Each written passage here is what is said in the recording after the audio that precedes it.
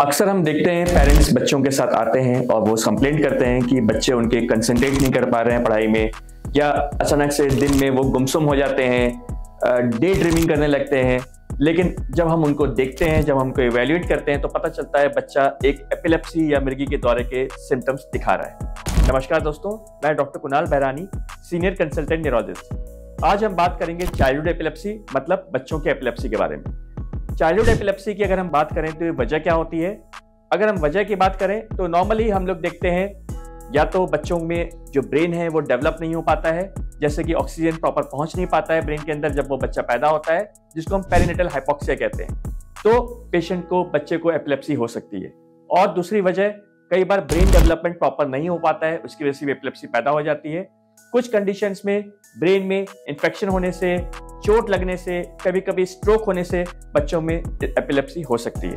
अगर हम बात करें कि इसके सिम्टम्स क्या होते हैं, एपिलेप्सी बच्चों में कॉमनली दो तरह के हम लोग कहते हैं, generalised epilepsy, focal epilepsy. Generalised epilepsy ज्यादा कॉमन होती है बच्चों में, जिसमें जो दौरे होते हैं वो अलग अलग टाइप के होते हैं।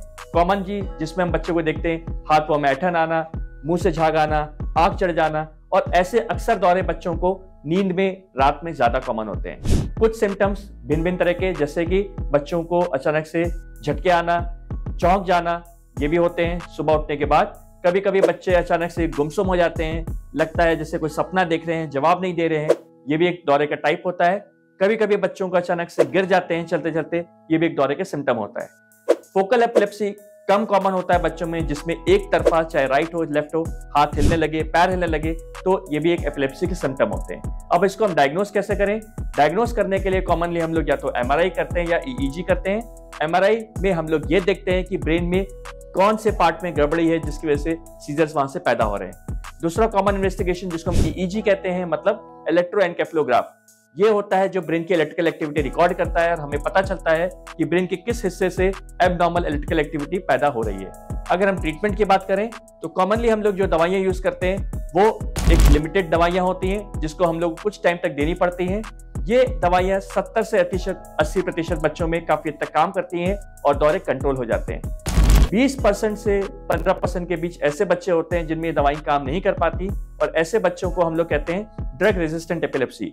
ये ऐसा एज ग्रुप होता है जिसमें हमें काफी अदर टेस्ट करने पड़ते हैं, जैसे फंक्शनल स्कैन, पेट स्कैन। ये टेस्ट करके हम पता लगा पाते हैं कि ब्रेन से कहाँ एपिलेप्सी पैदा हो रही है, और फिर हम आगे उसको सर्जरी करते हैं, मतलब उस पार्ट ऑफ ब्रेन को वहां से हटा देते हैं।